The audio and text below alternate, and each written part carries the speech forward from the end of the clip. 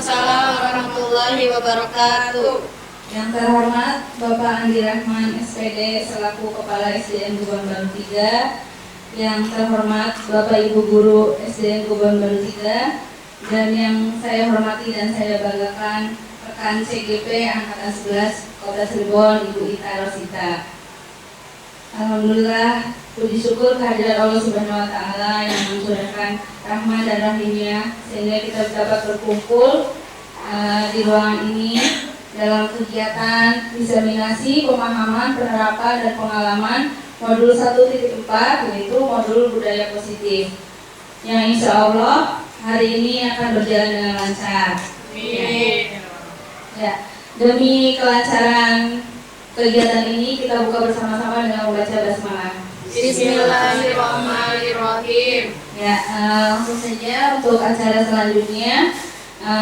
Dimohon Bapak Kepala SDN Tuban Baru 3 dapat memberikan sambutannya. Waktu dan tempat kami persilahkan.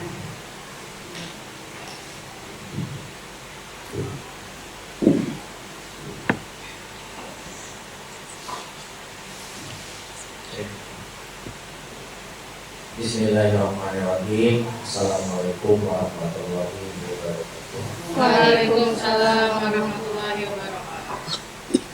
Alhamdulillahirrahmanirrahim. Puji syukur kehadirat Allah Subhanahu wa Ta'ala bahwa siang hari ini yang seharusnya teman-teman sudah selesai mengajar, selesai dengan anak-anak, jadi dengan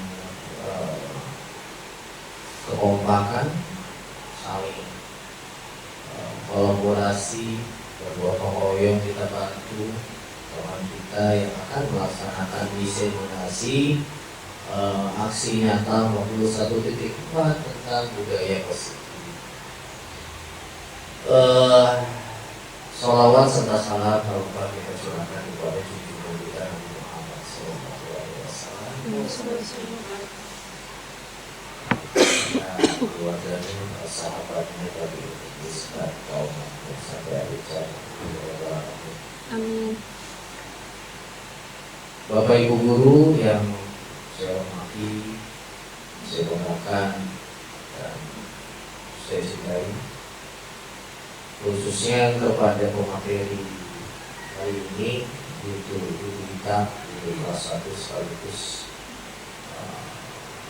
peserta pendidikan guru penggerak angkatan 11, di mana salah satu bagian tugasnya adalah memberikan materi atau diseminasi tentang budaya positif, yang intinya mungkin kalau materi mah bisa dibaca, tetapi saya percaya bahwa setiap orang punya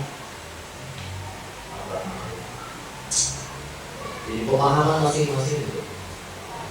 Pak Koko membaca tentang budaya positif, Bu Isti membaca budaya positif, Bu Desi membaca bahkan mungkin mempraktikkan budaya positif.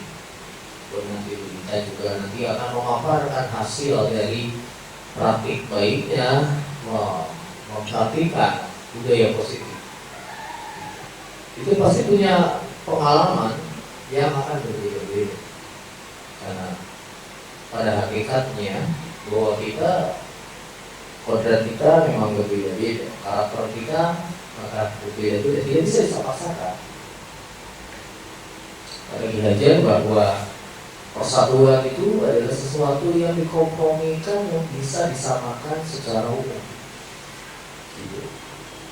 Agama tidak bisa disatukan. Gitu. Suku ras tidak bisa disatukan. Yang bisa disatukan adalah toleransi, saling memahami, saling menghargai, itu yang bisa disatukan. Jadi nilai-nilai kebajikannya yang bisa disatukan, dogmanya nggak bisa. Gitu. Suku Sunda, suku Jawa nggak bisa disatukan. Konsepnya, akarnya, yang bisa disatukan adalah saling mengerti. Sehingga founding father kita mengatakan bahwa di zaman itu untuk mempersatukan semuanya adalah dengan satu kata Indonesia.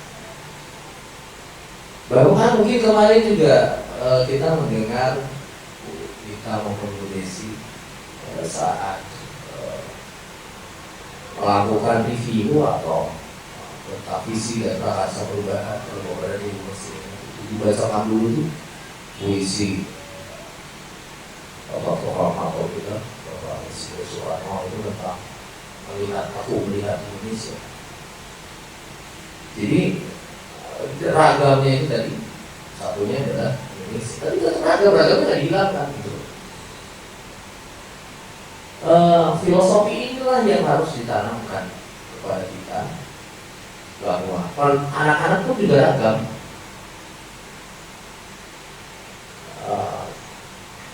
Sehingga keragaman ini tidak hanya ragam, bayang nggak berada di sekolah. Ragam itu tidak hanya secara fisik mereka, tapi secara mental mereka beragam juga. Dan kecerdasan mereka pun beragam.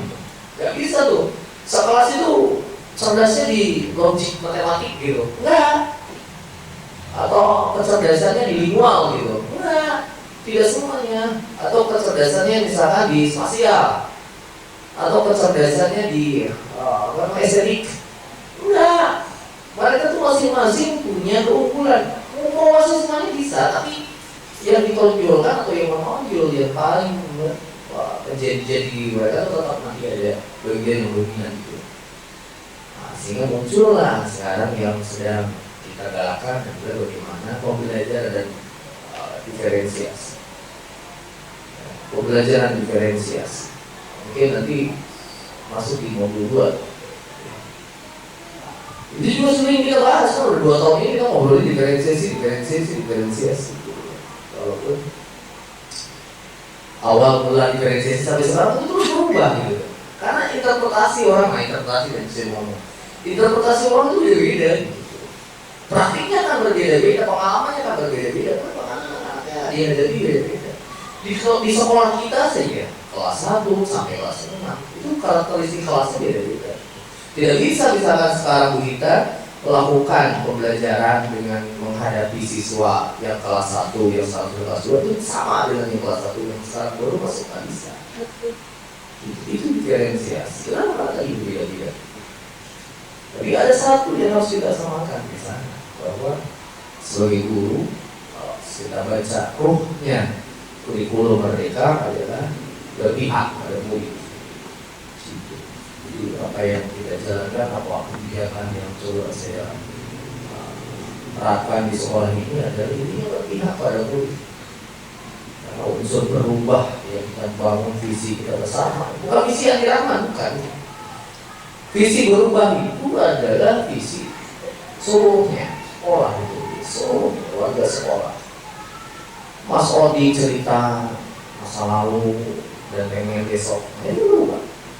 Kemudian Pak Soleh yang lama di sini cerita, orang tua murid yang berkeluh kesah, murid-murid kita tanya, semuanya mengangkat dan mengkristal ke sebuah kata berubah.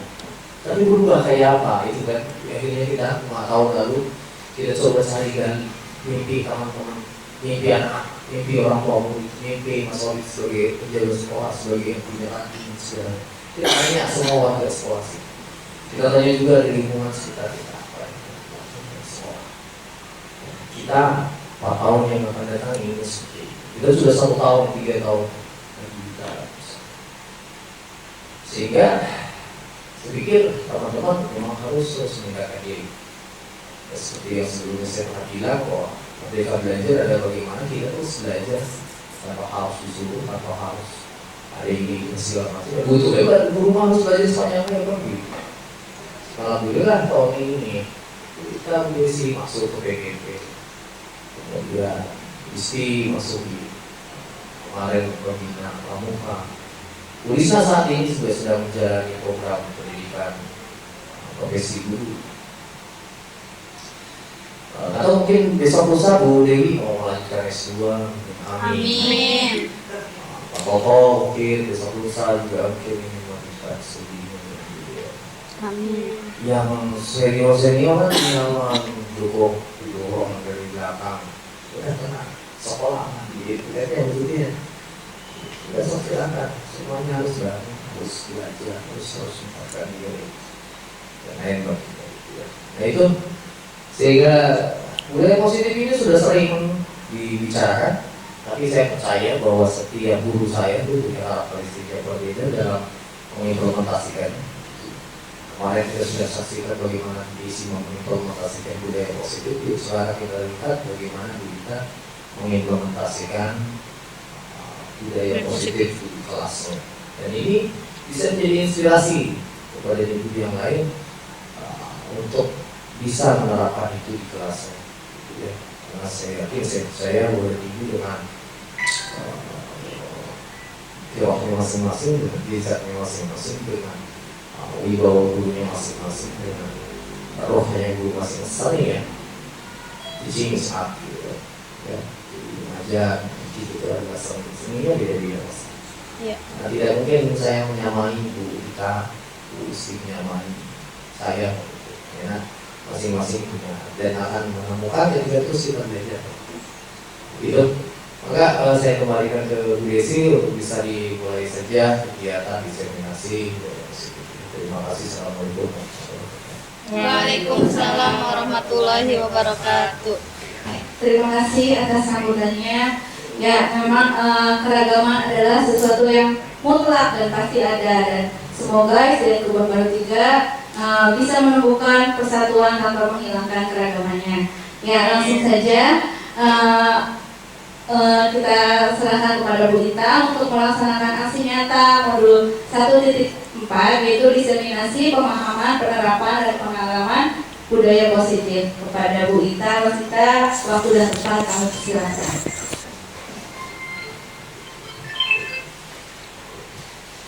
Baik, terima kasih kepada Bu Desi selaku moderator yang sudah menyediakan waktunya.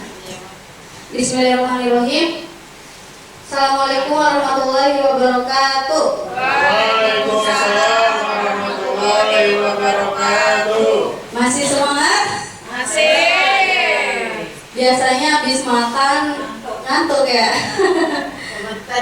Gemeter. Oke, sebelumnya terima kasih kepada Pak Andi Rahman selaku Kepala Sekolah SDN Kebon Baru 3 yang selalu mensupport, mendukung kepada kami untuk terus belajar dan meningkatkan kompetensi kami. Mudah-mudahan dengan begitu Sekolah Kebon Baru 3 ini semakin lebih baik dan lebih baik lagi. Tak lupa saya juga ucapkan terima kasih kepada Bapak Ibu Guru yang sudah berkenan menyediakan waktunya dalam acara atau dalam kegiatan diseminasi mengenai budaya positif. Di sini saya ingin sedikit berbagi. Saya percaya bahwa Bapak Ibu Guru pasti kemampuannya lebih dari saya, tetapi izinkan saya di sini untuk bisa berbagi sedikit pengalaman saya mengenai budaya positif. Tak lupa saya ucapkan alhamdulillah juga karena saya bisa lolos gitu ya, bisa lolos di CGP Angkatan 11 ini. Jujur tidak menyangka karena awalnya saya kira Pak Toto yang akan lolos, tetapi rezekinya di saya. Tapi mudah-mudahan Bapak Ibu Guru juga mengikuti jejak yang sudah ikut CGP biar semakin lebih baik dan lebih meningkatkan kompetensi kita. Baik, lanjut saja. Di sini saya akan berbagi pemahaman, penerapan, dan pengalaman mengenai budaya positif. Konsep inti budaya positif itu ada 7. Yang pertama, perubahan paradigma belajar. Yang kedua, disiplin positif dan nilai-nilai kebajikan universal. Yang ketiga, motivasi perilaku manusia. Yang keempat, kebutuhan dasar manusia. Yang kelima, keyakinan kelas. Yang keenam, posisi kontrol restitusi. Dan yang terakhir yaitu segitiga restitusi. Baik, yang pertama mengenai perubahan pembelajaran dengan paradigma baru. Pembelajaran dalam paradigma baru merupakan pembelajaran yang dirancang berdasarkan prinsip pembelajaran berdiferensiasi. Pasti Bapak Ibu tahu ya apa itu berdiferensiasi. berdiferensiasi itu kan kita memandang bahwa anak itu memiliki kemampuannya masing-masing. Mereka punya potensinya masing-masing. Kita tidak bisa menyamaratakan anak-anak karena sesuai dengan filosofi Ki Hajar Dewantara itu setiap anak memiliki kodratnya masing-masing dan mereka itu akan berkembang sesuai kodrat zaman dan kodrat alamnya. Kita tidak bisa menyamakan pendidikan di era bujang dengan pendidikan di era sekarang, tidak bisa disamakan karena zamannya itu sudah berbeda. Selanjutnya, sehingga para peserta didik belajar sesuai kebutuhannya untuk mewujudkan profil pelajar Pancasila. Ini yang sedang digencarkan oleh pemerintah pusat, bahwa peserta didik itu harus memiliki karakter profil pelajar Pancasila. Ada 6 dimensi, kita tahu ya. Yang pertama beriman, bertakwa kepada Tuhan Yang Maha Esa dan berakhlak mulia, kemudian mandiri, kemudian bernalar kritis, kemudian kreatif, bergotong royong, dan berkebinekaan global. Nah, diharapkan dengan pembelajaran dengan paradigma baru ini bisa mencetak karakter anak yang berkarakter profil pelajar Pancasila, seperti itu. Lanjut. Nah, dari paradigma baru ini ternyata hampir semua guru itu memiliki miskonsepsi tentang makna kontrol. Pasti kita ini, saya sendiri itu berpikir bahwa guru itu mampu mengontrol murid. Padahal sejatinya murid itu melakukan itu atas kemauannya sendiri. Kita itu tidak bisa mengontrol murid sepenuhnya. Kemudian saya juga berpikir bahwa kritik dan membuat orang merasa bersalah dapat menguatkan karakter. Padahal pada sejatinya mengkritik itu bisa menyebabkan seseorang menjadi merasa gagal. Selanjutnya, kita juga berpikir bahwa orang dewasa itu memilih hak untuk memaksa. Padahal sejatinya setiap orang itu punya hak, tidak bisa dipaksakan, seperti itu. Dan yang terakhir, saya sendiri berpikir bahwa semua penguatan positif itu efektif dan bermanfaat. Padahal sejatinya tidak semua penguatan positif itu memiliki efektif yang bagus dan memiliki manfaat yang bagus, seperti itu. Selanjutnya, nah di sini ada kutipan kalimat dari Stephen R. Covey dalam bukunya mengenai prinsipal centered leadership tahun 1991. Beliau mengatakan bahwa bila kita ingin membuat kemajuan perlahan, sedikit-sedikit ubahlah sikap atau perilaku Anda. Namun bila kita ingin memperbaiki cara-cara utama kita, maka kita perlu mengubah kerangka acuan kita. Ubahlah bagaimana Anda melihat dunia, bagaimana Anda berpikir tentang manusia. Ubahlah paradigma Anda, skema pemahaman dan penjelasan aspek-aspek tertentu tentang realitas. Nah, menurut Pak Stephen ini, kita itu harus mempunyai untuk merubah paradigma kita gitu. Jangan berpikir kita itu bisa mengontrol manusia, tapi tetapi manusia itu melakukan itu atas kemauannya gitu, bukan kita mengontrol mereka, seperti itu. Begitupun dengan murid kita. Lanjut. Nah, menurut beliau, kita harus bisa merubah stimulus respon yang kita berpikir apa, tetapi harus dirubah paradigmanya dengan realitas yang ada. Seperti kita kan berpikir bahwa kebutuhan manusia itu sama, padahal kebutuhan manusia itu kan berbeda. Seperti Bu Isti, kebutuhannya pasti beda kan dengan Bu Isna gitu. Bu Jan pasti beda kebutuhannya dengan Pak Toto. Bisa jadi sekarang jam siang Bu Isti kebayangnya lapar, Pak Toto bisa jadi kebayangnya pengen tidur gitu. Beda pasti yang kebutuhannya. Lanjut. Terus kita juga melihat semua orang melihat hal yang sama. Kebanyakan saya tuh berpikir bahwa peserta didik didik A dan B itu pasti sama gitu tuh. Padahal apa yang saya pikirkan itu beda gitu. Bisa jadi peserta didik A dan B itu pasti memiliki keinginan yang berbeda seperti itu. Pasti Bu Isti juga nih memandang Bujang, Bujang sekarang cantik sekali gitu. Saya jadi gitu. Bu Risma pasti gambarannya beda lagi. Bujang anggun sekarang beda ya pakaiannya gitu. Pasti punya gambarannya sendiri. Jadi kita harus bisa merubah gitu paradigma kita yang biasanya biasanya menuntut gitu tuh, tapi kita harus bisa membuka pikiran kita bahwa setiap orang itu memiliki perbedaan gitu. Selanjutnya kita mencoba mengubah orang agar berpandangan sama dengan kita. Nah, kadang kita juga berpikir ya kalau diskusi, kamu tuh harus sama dengan saya gitu tuh. Padahal tiap orang itu kan punya pendapatnya masing-masing. Lanjut, perilaku buruk dilihat sebagai suatu kesalahan. Nah, kadang kita ya ke anak nih, saya sendiri gitu. Kalau ada yang melakukan kesalahan, itu tuh melakukan perilaku buruk gitu, itu tuh saya berpikir itu salah, padahal bisa jadi anak itu tuh melakukan seperti itu punya alasannya sehingga menyebabkan melakukan kesalahan gitu.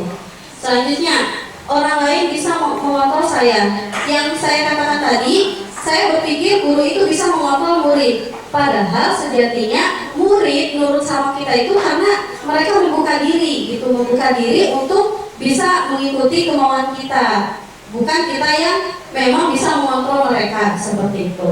Lanjut, saya bisa mengontrol orang lain. Kebalik ya? Maksudnya tadi orang lain bisa mengontrol saya. Saya berpikir Bu Istri itu bisa mengontrol saya, padahal saya mengikuti kemauan Bu Istri karena saya membuka diri gitu. Itu pemisalannya. Selanjutnya, pemaksaan ada pada saat bujukan gagal. Nah, biasanya tuh kalau ada yang nggak mau tuh dipaksa tuh, ayo Bu Isti cepet. Nah, itu biasanya gitu ya. Padahal kita membantu bahwa kolaborasi dan konsensus menciptakan pilihan-pilihan baru. Nah, jadi mulai sekarang nih, kalau misalnya ada yang nggak mau, jangan dipaksa, tapi kita rubah dengan mengajak kolaborasi gitu.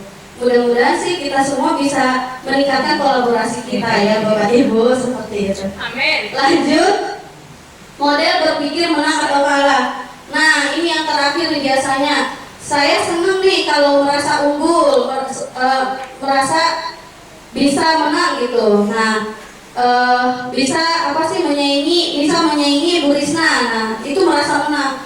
Nah, kita hilangkan tuh pikiran seperti itu, tapi kita bangunlah pemikiran semuanya itu harus menang, tidak ada yang kalah, semuanya harus berhasil. Begitupun dengan anak-anak kita harus membangun mereka itu menjadi anak yang semuanya berhasil, semuanya memiliki potensi yang akan melejitnya di waktunya masing-masing, seperti itu. Sesuai dengan sistem tata surya itu kan memiliki orbitnya masing-masing ya.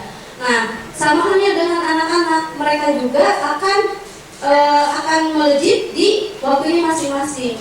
Bahaya kalau di tata surya, bahaya kalau orbit A dengan orbit B itu barengan, bisa jadi terbenturan, bertabrakan. Begitu juga anak-anak gitu. Semangat Pak Toto, sepertinya mulai ngantuk. Lanjut. Nah, selanjutnya disiplin positif dan nilai kebajikan universal. Disiplin positif ini menekankan kita itu harus bisa memberikan anak-anak itu harus bisa memunculkan disiplin dari dirinya sendiri, bukan dari luar. Kenapa? Karena kalau memunculkan disiplin dari diri sendiri itu efeknya itu, dampaknya itu akan bertahan lama, berkepanjangan.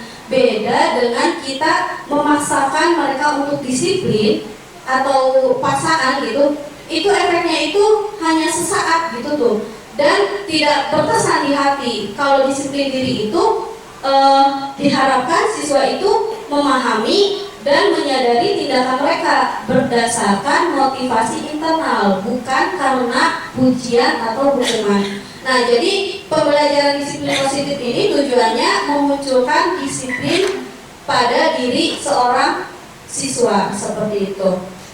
Dan perlu kita ketahui disiplin diri ini maksudnya tuh kita harus sebagai guru itu harus senantiasa memotivasi mereka gitu, agar bisa memunculkan disiplin dari dirinya sendiri. Lanjut. Nah, disiplin positif itu erat kaitannya dengan nilai-nilai kebajikan universal.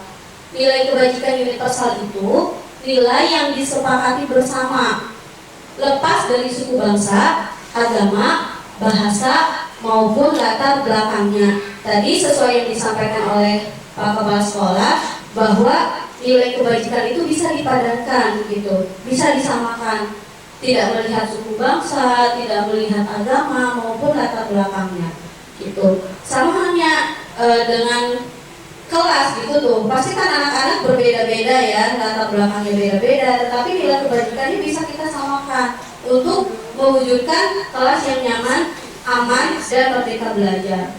Nah, ini beberapa contoh nilai kebajikan yang paling familiar di kalangan kita itu yaitu profil pelajar Pancasila. Ada 6 nilai kebajikannya. Sudah hafal ya Bapak Ibu, tidak usah disebutkan lagi. Terus suruh nyanyi. Oh mau tah nyanyi ya? Coba saya cek bisa enggak ya nyanyinya. Jangan bilang lupa. Coba ya nyanyi bareng-bareng. 1, 2, 3. Belajar Pancasila, beriman dan bertakwa pada Tuhan yang Esa, dan berakhlak mulia, berkebinekaan global, gotong royong mandiri, dan bernalar kritis. Anak-anak kalau suruh nyanyi ini dengan gerakannya pasti semangat. Karena memang apalagi di kelas 1 ya. Di kelas 1 itu lebih senangnya itu belajar sambil bermain. Karena mereka pada hakikatnya masih ingin kebutuhan bebasnya itu masih banyak gitu tuh. Gak bisa kita harus duduk diam itu, kebanyakan tidak bisa gitu. Jadi harus banyak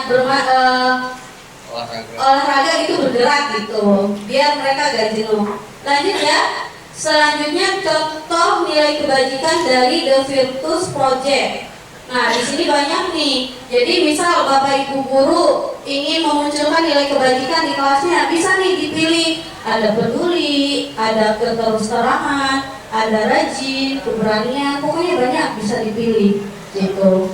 Intinya nilai kebajikan itu tuh nilai yang akan kita sepakati biar mereka itu ingat, oh di kelas, misal di kelas 1 nih ada nilai kebajikan kesantunan yang diambil untuk disiplin. Nanti ada contoh pengalamannya, nanti saya share. Lanjut. Nah, motivasi perilaku manusia. Ternyata Bapak Ibu guru, motivasi perilaku manusia itu ada 3. Yang pertama, menghindari ketidaknyamanan atau hukuman. Yang kedua, mendapatkan imbalan atau penghargaan dari orang lain. Dan yang ketiga, menjadi orang yang mereka inginkan dan menghargai diri sendiri dengan nilai-nilai yang mereka percaya. Ternyata motivasi perilaku manusia ini dibagi menjadi 2. Motivasi eksternal, yaitu dengan menghindari hukuman dan menginginkan penghargaan, dan motivasi intrinsik itu adanya dari dalam diri dengan mempercayai nilai-nilai yang mereka percayai, seperti itu. Dan yang bertahan lama yaitu motivasi intrinsik. Makanya kita sebagai pendidik harus bisa memahami apa itu motivasi intrinsik sehingga kita bisa mewujudkan gitu peserta didik yang memiliki motivasi intrinsik. Misal mereka ke sekolah itu karena apa? Apakah karena ingin ketemu teman ataukah karena pengen jajan? Itu kan termasuknya eksternal. Tetapi kita harus bisa menciptakan motivasi intrinsik di diri mereka bahwa kita ke sekolah itu penting buat kita gitu. Seperti itu. Lanjut. Nah, motivasi perilaku manusia itu erat kaitannya dengan hukuman, konsekuensi, dan restitusi. Nah, untuk hukuman ini itu menciptakan identitas gagal kepada peserta didik. Sedangkan konsekuensi dan restitusi itu menciptakan identitas berhasil atau sukses. Tetapi perlu diingat ya Bapak Ibu guru, untuk konsekuensi ini tidak bertahan lama dan tetap membuat peserta didik itu tidak nyaman. Walaupun memang sudah konsekuensinya, tetapi tetap bagi mereka itu tidak nyaman. Beda dengan restitusi, nanti ada pembahasan tersendiri. Lanjut. Coba, saya pengen tahu. Bu Dea, mencatat 100 kali di dalam buku kalimat, saya tidak akan terlambat lagi karena terlambat ke sekolah. Itu termasuk hukuman atau konsekuensi? Kenapa seperti itu? Karena ada yang harus dilakukan, menghukum. Kira-kira membuat peserta didik gimana? Takut. Betul tidak kira-kira hukuman atau konsekuensi? Hukuman. Oke, betul. Lanjut, lari mengelilingi lapangan basket 2 kali karena terlambat hadir di sekolah. Hukuman atau konsekuensi Pak Toto? Menyiksa. Hukuman. Kenapa? Karena tidak Tidak relevan. Oke. lari. Oke, lanjut. Membersihkan coretan yang dibuatnya di meja tulis, bujang, hukuman atau konsekuensi? Konsekuensi. Iya, kenapa bisa konsekuensi? Ya merasa bersalah kan, jadi harus dihapus. Oke, lanjut. Bersihkan. Betul. Dibersihkan. Murid diminta, karena ini ya konsekuensi dia sudah mencoret, ya konsekuensinya menghapus ya, betul. Lanjut. Murid diminta untuk push up 15 kali karena tidak menggunakan masker ke sekolah. Bu Isti, hukuman atau konsekuensi? Hukuman. Kenapa? Karena dia diminta push up. Oke. Lanjut. Menggantikan kertas tugas teman yang telah dicoret-coret. Bu Risna, kira-kira hukuman atau konsekuensi? Kenapa seperti itu? Ya, karena belajar bertanggung jawab, anak itu melakukan tindakan yang merugikan orang lain. Oke, karena mempercayai nilai ya.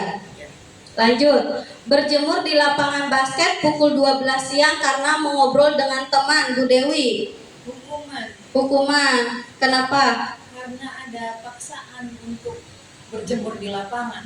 Oke, Tetap.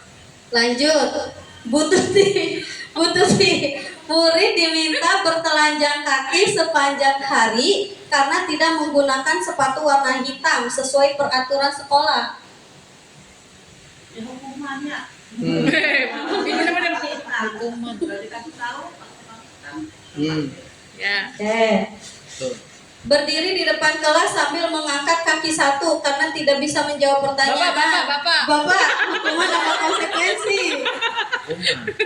Kenapa Pak hukuman? Nggak nyambung, nggak bisa jawab pertanyaan. Suruhnya diangkat kaki satu, harusnya angkat tangan kan kalau nggak bisa. Iya betul. Ya, oke, good job. Nggak bisa. Berarti Bapak Ibu udah bisa memahami ya dan membedakan apa itu konsekuensi dan hukuman. Walaupun yang terakhir yang ke atas, murid diminta bertelanjang kaki sepanjang hari, Itu bisa jadi sebenarnya konsekuensi Pak. bisa jadi konsekuensi. Iya. Cuma pada praktiknya si anak tetap terhukum. Iya, betul, merasa terhukum karena jadi mendiskriminasi, jadi lebih ke sana. Lanjut. Nah, selama saya mempelajari budaya positif, ternyata saya baru tahu bahwa penghargaan itu adalah suatu hukuman. Nah, coba kita lihat ya, ada studi kasus nih, mengapa penghargaan adalah sebuah hukuman. Hukuman bagi yang tidak dapat ya. Ya, studi kasusnya, Ibu Anas adalah guru kelas 3 SD mendapatkan masalah. Ya bujang deh. Oh iya ya. Murid-muridnya tidak bisa tertib berdiri antri di depan pintu kelas. Stres. Ya Pak, dan selalu berebut masuk ke dalam kelas setelah jam istirahat usai. Ini tentunya sangat mengganggu proses pembelajaran, di mana kelas tidak dapat mulai tepat waktu karena Ibu Anas sibuk menenangkan murid-muridnya untuk waktu yang cukup lama. Akhirnya Bu Anas berpikir dan mengandalkan stiker bintang. Nah, Bu Anas ini mengambil langkah menggunakan stiker bintang biar anak-anaknya tertib. Oke, berhasil atau tidak kira-kira? Berhasil. Oke. Betul, berhasil, memang berhasil. Tetapi suatu hari Bu Anasnya itu sakit, tidak masuk kelas. Jadi digantikan oleh Pak Heru. Pak Heru tidak mengetahui tentang stiker bintangnya.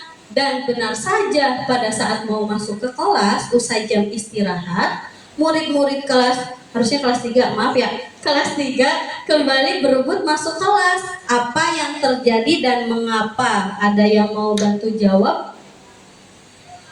Kenapa coba? Berdasarkan teori motivasi, tadi kan udah dibahas tuh, ada 3 teori motivasi: menghindari hukuman, mendapatkan penghargaan, dan memunculkan keinginan dari diri sendiri. Kira-kira menurut studi kasus tadi, motivasi apa yang dituju oleh murid-murid kelas 3? Karena pengen dapat penghargaan. Ya, betul. Berharap dapat bintang, makanya tertib. Nah, kira-kira ada cara lain nggak agar murid kelas 3 itu bersedia antri di depan kelas tanpa diberi penghargaan? Ada nggak kira-kira? Ya, betul. Melalui kesepakatan dan melalui nilai-nilai kebajikan ya. Betul. Terima kasih Bu Dea. Nah, inilah mengapa saya baru sadar ya bahwa penghargaan itu adalah sebuah hukuman. Kenapa? Yang pertama, pengaruhnya itu jangka pendek dan jangka panjang. Tadi yang bisa kita lihat dari kasusnya Bu Anas ini, pengaruhnya jangka pendek. Ketika Bu Anasnya gak ada, digantikan Pak Heru, ya udah, jadi balik lagi ke setelan awal gitu. Lanjut. Setelan pabrik. Setelan pabrik. Lanjut, penghargaan itu tidak efektif. Memang betul, Bapak Ibu, penghargaan itu tidak efektif. Dan saya baru sadar gitu tuh. Setelah mempelajari budaya positif, saya menghindari yang namanya penghargaan. Memberikan hadiah itu sama saja menghukum orang yang tidak dapat hadiahnya gitu. Makanya mulai sekarang saya tuh menghindari yang namanya memberikan hadiah. Beda dengan lomba ya. Kalau lomba kan beda konteks. Lanjut, penghargaan merusak hubungan. Memang betul. Misal teman sebangku aja, yang satu dapat hadiah, yang satunya enggak. Ih, kamu mah, ya pasti gitulah, merusak hubungan. Lanjut, penghargaan mengurangi ketepatan. Dan memang betul, bisa jadi harusnya kan yang lebih layak itu si A, tetapi karena dia lebih ini jadi si B yang dapat. Lanjut, penghargaan menurunkan kualitas. Betul sekali. Selanjutnya, penghargaan mematikan kreativitas, dan yang terakhir penghargaan menghukum. Nah, itulah makanya dari sekarang saya setelah mempelajari tentang teori motivasi ini menghindari yang namanya memberikan penghargaan, karena sama saja itu memberikan hukuman. Kalaupun ada penghargaan, gimana? Kenapa? Harus Kalaupun ada penghargaan, gimana? harus rata dikasih semua. Iya, harus semuanya dikasih. Boleh penghargaan, tapi semuanya dikasih, biar tidak ada rasa iri atau dengki. Lanjut. Nah, selanjutnya kebutuhan dasar manusia. Pasti Bapak Ibu guru kan kalau ingin melakukan sesuatu untuk memenuhi kebutuhannya. Nah, itulah setiap peserta didik juga memiliki kebutuhan dasarnya. Ada 5 kebutuhan dasar manusia. Yang pertama itu bertahan hidup. Bertahan hidup ini berkaitan dengan seperti rumah, kesehatan, makanan. Nah, itu lebih ke kebutuhan dasar bertahan hidup. Selanjutnya kebutuhan dasar kasih sayang dan rasa diterima. Di kebutuhan ini peserta didik itu ingin merasa diakui dan diterima dan menjadi bagian dalam kelompok. Itu kebutuhan kasih sayang dan rasa diterima. Selanjutnya kebutuhan kebebasan. Nah, seperti kita ketahui bahwa kebutuhan dasar kebebasan ini di peserta didik itu masih banyak ya. Ini kaitannya dengan kemandirian, memiliki pilihan, banyak bergerak. Nah, bisa jadi kalau ada peserta didik yang di kelasnya itu gak mau diam, berarti kebutuhan dasar kebebasannya itu belum terpenuhi. Makanya gerak-gerak sana sini terus.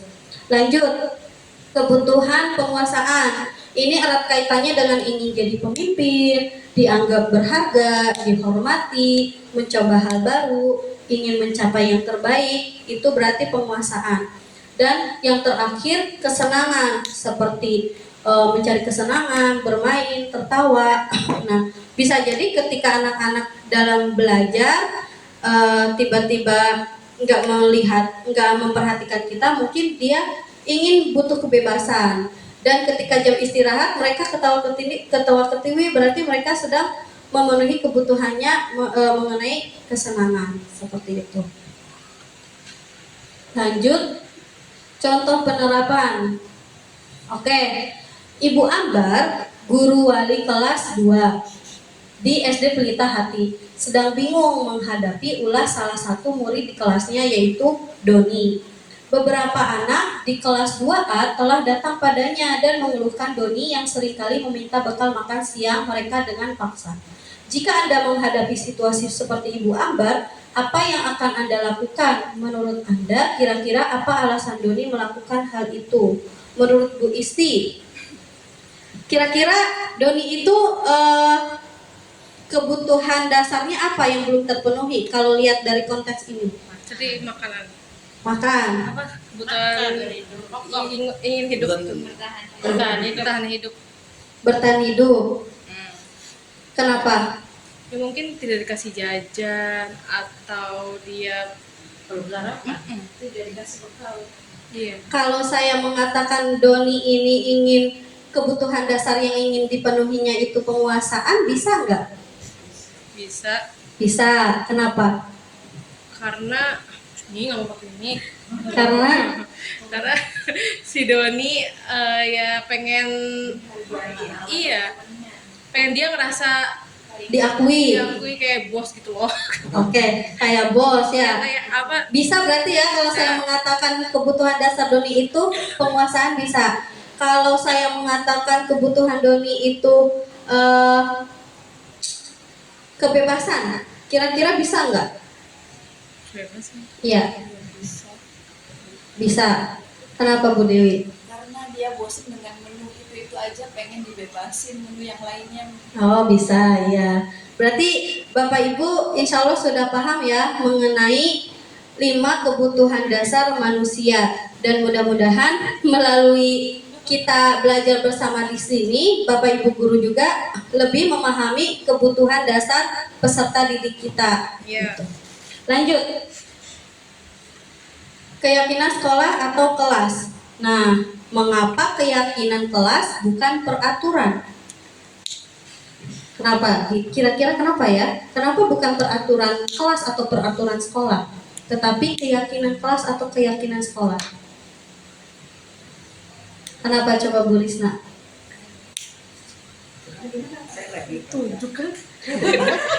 Kenapa bukan peraturan kelas, tetapi keyakinan kelas? Karena kalau keyakinan tuh kayaknya nilainya lebih positif ya, kita yakin gitu akan bisa melakukan hal yang positif. Oke, terima kasih Bu Risna.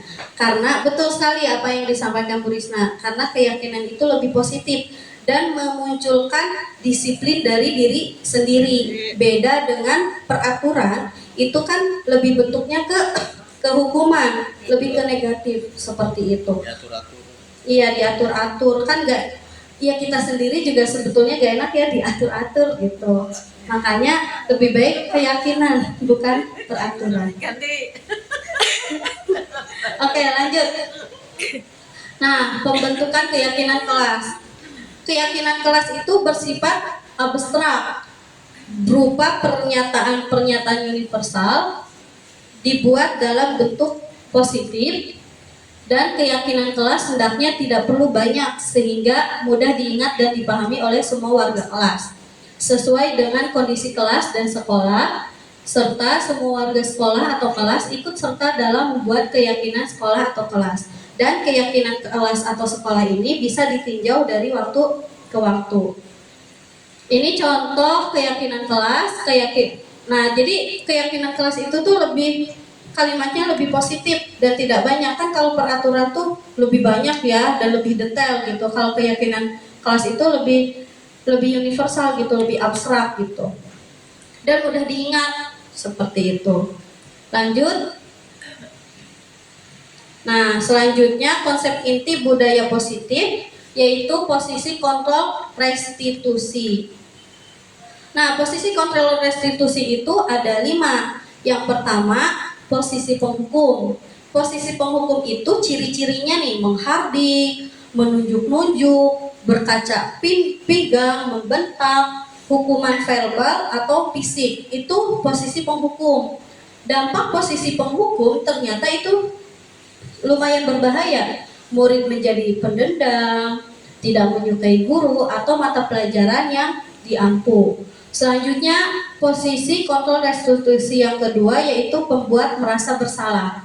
Ciri-cirinya suara cenderung melembut, tenang, namun kata-katanya menyalahkan siswa. Walaupun suaranya lembut dan tenang, tetapi itu menyalahkan siswa. Gurunya juga menyatakan hal-hal yang merasa kesalahan ada pada siswa dengan membuat guru merasa menderita gitu. Jahat banget ya. Lanjut, dampak posisinya membuat murid merasa bersalah, identitas gagal. Bayangkan saja ketika kita juga disalah-salahin gitu, kan kita merasa gagal. Aduh, saya salah nih, saya gak bisa membuat misal orang tua kita tidak bisa membuat orang tua kita bahagia dengan kita karena kita disalahin gitu. Ibu-ibu Jadi biasanya. identitasnya gagal. Apa Pak? Ibu-ibu biasanya Ibu-ibu suka seperti itu? Kadang-kadang bapak-bapak Kadang-kadang. enggak nggak merasa.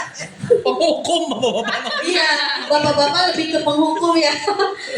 Lanjut, rendah diri dan menarik diri dari lingkungan. Itu dampak dari pembuat merasa bersalah. Yang ketiga, posisi teman. Posisi teman itu cenderung guru itu lebih ke ramah, senda gurau gitu. Untuk menghangatkan suasana, siswa akan merasa senang, aman, dan akrab dengan guru tersebut. Namun dampaknya itu, jadi kalau kita berada di posisi teman itu, memang mereka akan nurut sama kita. Tetapi ketika kitanya tidak ada, ya udah kembali lagi ke setelan pabrik, ke setelan awal. Jadi lebih baik hindari. Memang ada sewaktu-waktu kita bisa menerapkan posisi ini tergantung situasi dan kondisi. Selanjutnya, posisi pemantau atau monitor. Seorang pemantau akan bersuara datar, tidak emosional, tidak bersenda gurau, ataupun menggunakan suara tinggi. Terus tercipta identitas diri positif atau berhasil. Memang betul, pemantau atau monitor ini bisa menciptakan identitas positif. Gitu. Pemantau perlu senantiasa memantau. Nah, ini kelemahannya. Pada saat siswa diberikan sanksi, maka guru pun harus selalu mengawasi. Kemudian guru mengarahkan siswa berdasarkan peraturan dan konsekuensi. Jadi di posisi pemantau ini, guru itu cenderung lebih memantau dan mengarahkan mereka itu ke konsekuensi yang akan dialami gitu. Memang mereka akan menjadi identitas berhasil, tetapi tidak bertahan lama karena ada faktor motivasi ekstrinsik gitu dari luar, bukan dari dalam diri sendiri. Dan yang terakhir, posisi manajer yang sangat diharapkan ada pada seorang pendidik. Kenapa? Karena posisi manajer ini posisi kontrol yang disarankan untuk membimbing siswa memiliki disiplin positif, yaitu siswa yang mandiri, merdeka, bertanggung jawab, dan dapat memecahkan masalah. Lanjut. Oke. Nah, di sini ada contoh kasusnya. Contoh penerapan 5 posisi kontrol. Kasusnya Alan yang terlambat hadir di sekolah. Pasti banyak, bukan banyak. Pasti ada saja yang namanya siswa itu hadir terlambat di sekolah. Ketika posisi penghukum, nada bicaranya seperti ini. Terlambat lagi, pasti terlambat lagi. Selalu datang terlambat. Kapan bisa datang tepat waktu? Udah mah dengan nada tinggi, menunjuk-nunjuk. Kira-kira ketika siswa dilakukan seperti itu, bagaimana perasaan siswa kita? Nyengir. Anak sekarang so. Iya, anak sekarang. Yaitu bedanya zaman dulu dan zaman sekarang. Makanya menurut Ki Hajar Dewantara, ya pembelajaran itu harus mengikuti zamannya. Gitu. Dan nggak hanya Ki Hajar Dewantara, ternyata di zaman Rasulullah juga sudah mengatakan seperti itu. Gitu. Nah, lanjut, posisi pembuat merasa bersalah. Nada suara memelas, halus atau sedih. Bahasa tubuh merapat pada anak atau lesu. Alan, kamu ini bagaimana ya? Kamu sudah berjanji dengan ibu tidak akan terlambat lagi. Kamu kenapa ya? Senang sekali mengecewakan ibu. Nah, jadi merasa gurunya itu menderita gitu tuh. Merasa menderita dan membuat kesalahannya itu sepenuhnya di peserta didik. Nah, sebetulnya yang lebih berbahaya itu yang seperti ini gitu. Kalau posisi menghukum itu kan si anak bisa meluapkan emosinya ya, bisa terang-terangan gitu tuh, kalau nggak suka ya nggak suka. Tetapi kalau merasa bersalah itu cenderung dianya mengurung diri dan jadinya bisa lebih parah gitu tuh, karena menutup diri gitu. Ya, itulah yang saya rasakan Bapak. Lanjut, posisi teman. Ya posisi teman lah ya, bersenda gurunya itu. Alan, ayolah, bagaimana sih kamu? Kemarin kamu sudah janji ke bapak bukan? Kenapa terlambat lagi? Jadi lebih ke senda gurau kalau posisi teman. Nah, bisa dibedakan ya, posisi penghukum, membuat merasa bersalah, dan teman. Selanjutnya yang keempat, posisi pemantau. Nah, jadi di sini bisa kita lihat ya, gurunya itu lebih ke mengingatkan konsekuensi. Di kalimat terakhir, ya benar, nanti pada saat jam istirahat kamu harus tinggal di kelas untuk menyelesaikan tugas. Itu kan konsekuensinya. Itulah pemantau atau monitor. Dan yang terakhir, diharapkan yang ada pada diri kita seorang pendidik yaitu manajer. Jadi di posisi manajer ini benar-benar si anak itu, kita tidak menyalahkan anak, tetapi kita tahu bahwa mereka itu berbuat salah gitu. Nah, kita menanyakan kenapa mereka berbuat salah. Pasti kan mereka berbuat salah ada alasannya. Nah, setelah kita mengetahuinya, kita juga meminta anak tersebut untuk merubah perilaku kesalahan mereka menjadi lebih baik. Nah, itulah posisi manajer gitu. Dan mudah-mudahan kita semua bisa menerapkan posisi manajer ini pada peserta didik kita. Nah, yang terakhir, terkait segitiga restitusi. Nah, ini erat kaitannya dengan keenam nilai tadi. Kalau segitiga restitusi itu tuh lebih ke penerapan realnya gitu ketika ada masalah. Kalau yang tadi kan kita harus lebih memahami ke teorinya, dan ini lebih ke prakteknya gitu tuh, segitiga restitusi itu. Nah, ada 3 langkah di segitiga restitusi itu. Yang pertama, menstabilkan identitas. Yang kedua, validasi tindakan yang salah. Dan yang ketiga, menanyakan keyakinan kelas. Nah, di menstabilkan identitas ini, teori kontrolnya yang dipahami adalah kita semua pasti melakukan kesalahan. Kita semua akan melakukan hal terbaik yang bisa kita lakukan. Nah, itu teori kontrol di menstabilkan identitas. Jadi anak juga ketika melakukan kesalahan, pasti mereka juga bisa melakukan hal terbaik menurut mereka gitu. Jadi kita nggak fokus di kesalahannya, tetapi fokus di kebaikan yang akan mereka lakukan setelah melakukan kesalahannya. Terus validasi tindakan yang salah. Semua perilaku itu memiliki alasan. Begitu juga dengan anak-anak ataupun kita. Kita pernah kan melakukan kesalahan dan pasti kita punya alasannya mengapa melakukan kesalahan tersebut. Yang terakhir, menanyakan keyakinan. Kita semua memiliki motivasi internal. Nah, kita yakin nih, kita tahu gitu bahwa di diri kita itu punya nilai yang kita tanam. Itu di menanyakan keyakinan. Nah, ini bisa di ya. Contoh kalimatnya untuk menanyakan mana tadi, maaf. Sorry. Nah, menstabilkan identitas, contoh kalimatnya, berbuat salah itu wajar. Manusia tidak ada yang sempurna. Kita bisa memperbaiki masalah ini. Saya tidak menanyakan kesalahannya, tetapi fokus memperbaiki masalah ini. Nah, itu. Jadi kita jangan lihat kesalahan pada peserta didik kita, tapi kita fokus untuk menanyakan perbaikan dari diri mereka. Lanjut. Nah, validasi tindakan yang salah, contoh kalimatnya, kamu pasti punya alasan mengapa melakukan itu.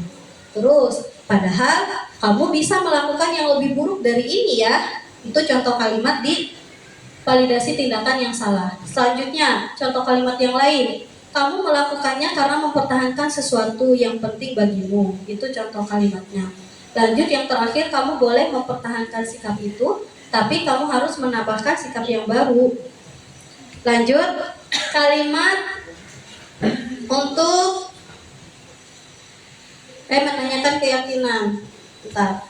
Nih contohnya, apa yang kita percaya sebagai kelas atau keluarga? Ini kalau di keluarga. Nah, validasi segitiga restitusi ini juga bisa kita terapkan di lingkungan keluarga gitu, tidak hanya di sekolah. Ya, mudah-mudahan setelah ini ada ya Pak, nanti maksudnya dengan orang tua gitu, biar orang tua juga tahu gitu, biar kolaborasi, karena menanamkan budaya positif ini tidak bisa dari satu arah, tetapi harus dari Banyak arah. betul gitu. Lanjut, ini contoh penerapan segitiga restitusi yang sudah saya lakukan, bisa disimak.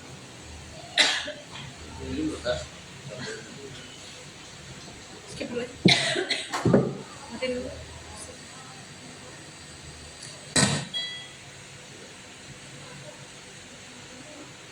Iya Bu, mohon maaf ya Bu, ayah sudah 3 kali tidak tiket.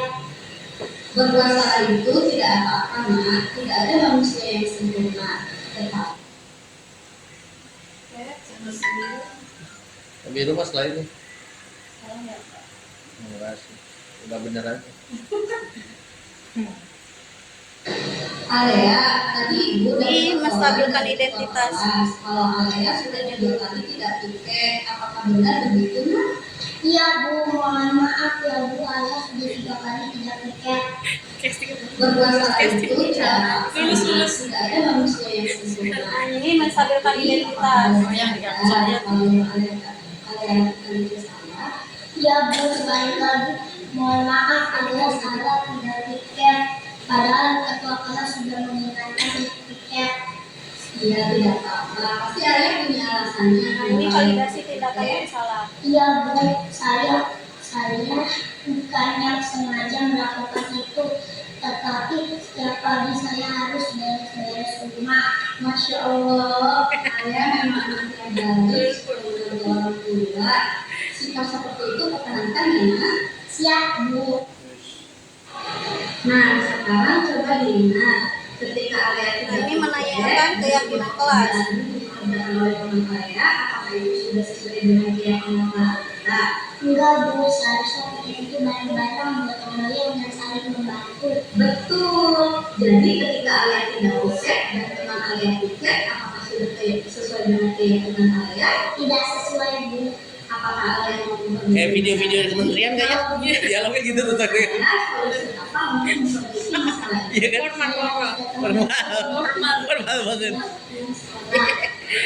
Sip, anak baik. Jadi kita harus selalu menggunakan keyakinan kelas kita ya. Siap Bu. Oke, sekarang Alea boleh pulang. Terima kasih. Kalau punya kamera banyak bisa blocking tuh.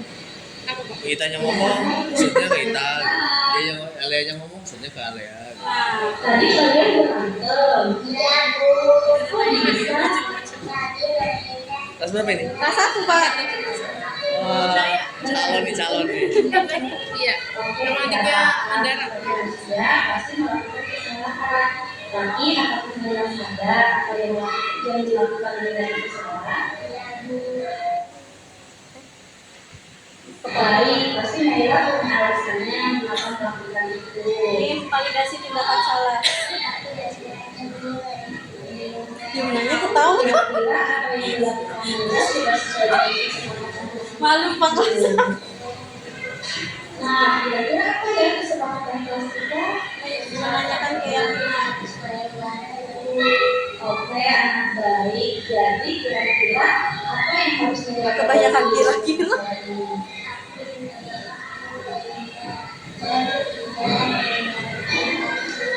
Baik. Yuna mau makan bola? Silakan.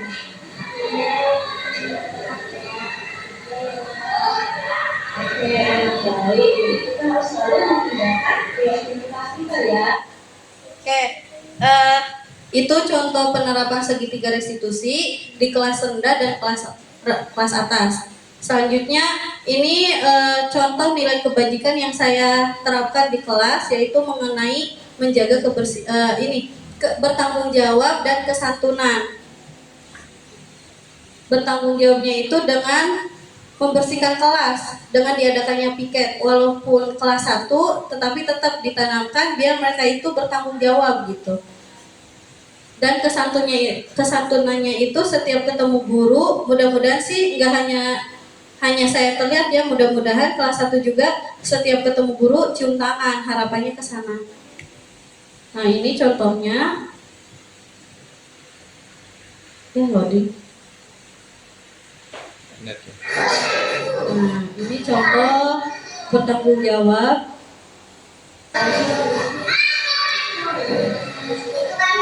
Ya, walaupun masih belum ini, tapi bertahap.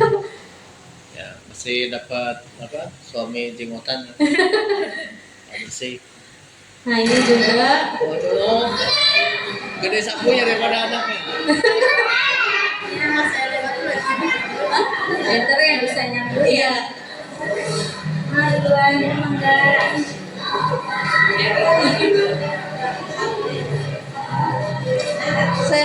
Serial.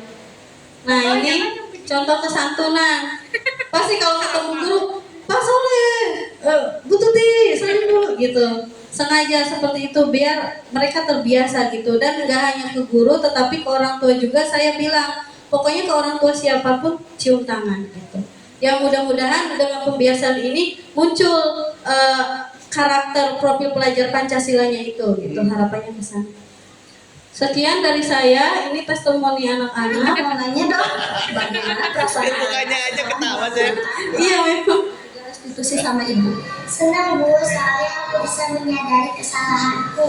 Oke, makasih Alia. Sama Bu. Nah, Naila, bagaimana perasaannya setelah melakukan praktek segitiga restitusi sama ibu? Naila dulu. Bisa menyadari kesalahan dan meminta maaf. Kalau Yumna? Senang Bu, soalnya bisa berteman. Oke, terima Bisa kasih. berteman lagi. Jadi habis berantem tuh temenan lagi gitu. Nggak musuhan. Walaupun giginya hilang. Iya, kelas 1 banyak yang giginya hilang. Pembiasaan 5S dan menjaga kebersihan di sekolah, gimana perasaannya? Habis gigi gue. Soalnya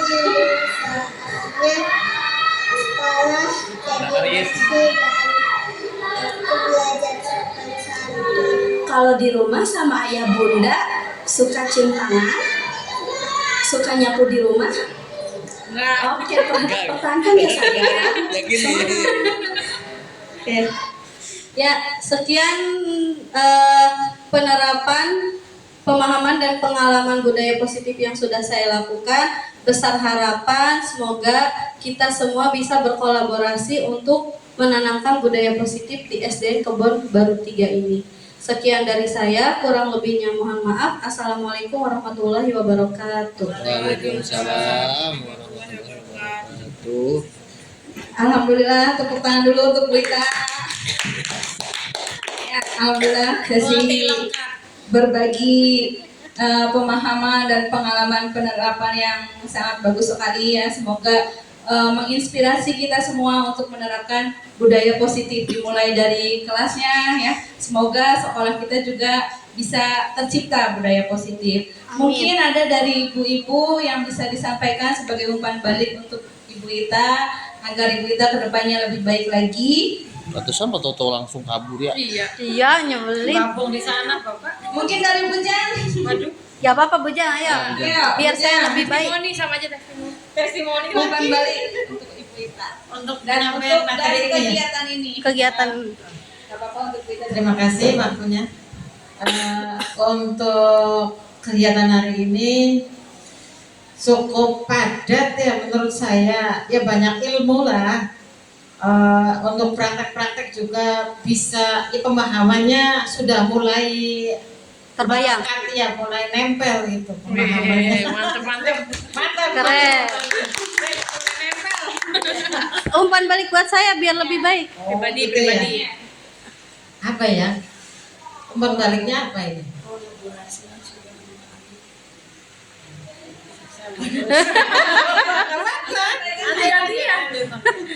Diwakilin Bu Dewi.